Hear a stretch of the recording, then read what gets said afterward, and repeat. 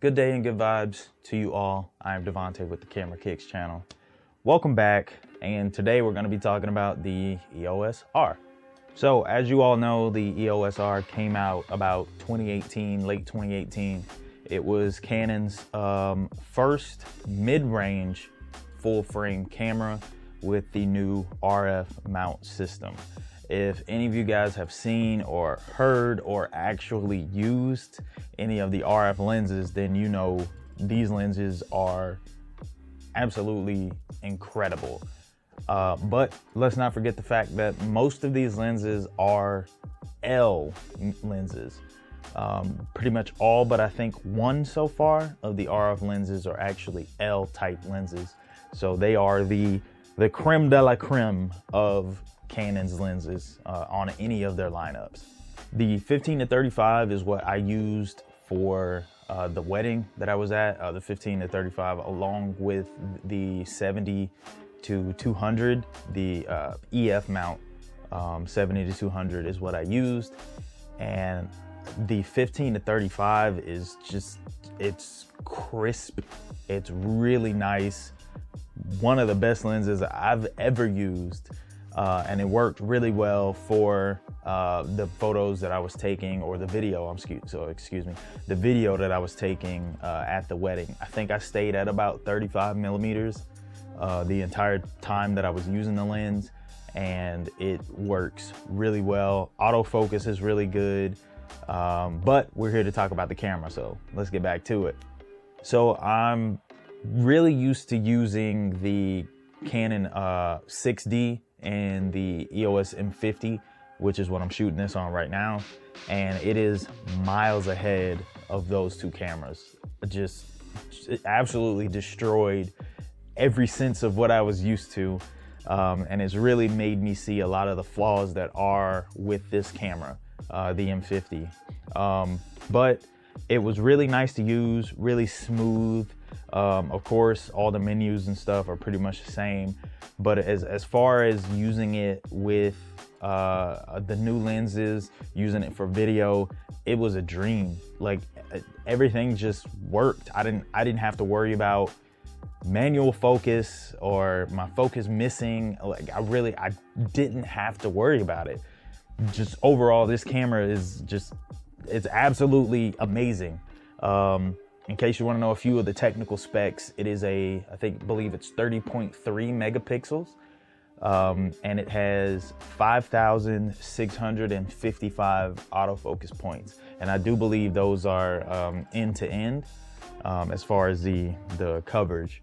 So it was good. I mean, honestly, the only bad thing I can really say about this camera is the little dial thing. I just really couldn't find a good use for it. To be honest with you, none of it really made sense. So I just turned it off.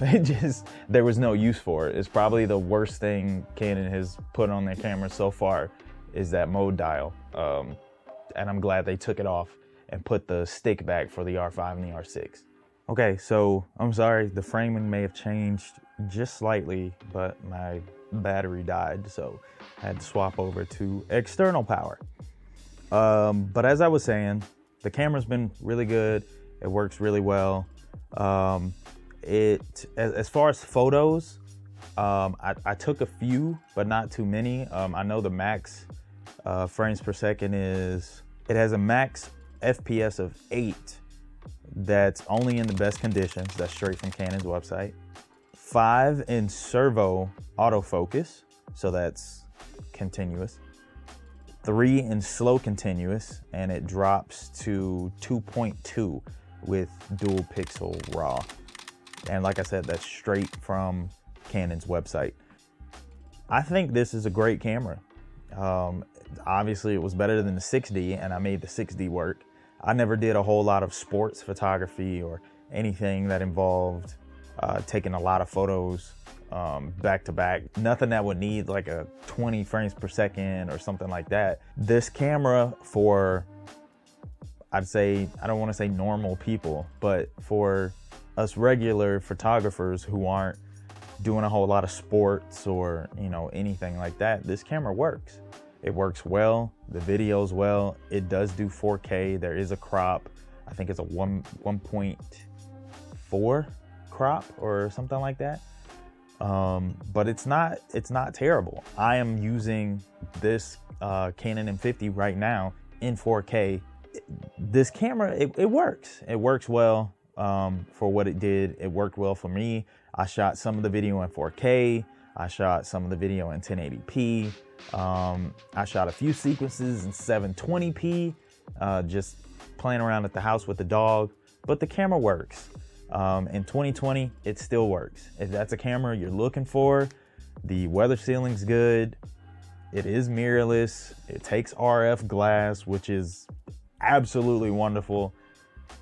It just works. Honestly, you could buy 2 EOS Rs plus an RF lens, maybe 2 RF lenses for one kit R5. So it's something to consider. I'd say it's not a bad deal if you're gonna go with that. If you don't need everything that the R5 is offering, you do pretty well with the R.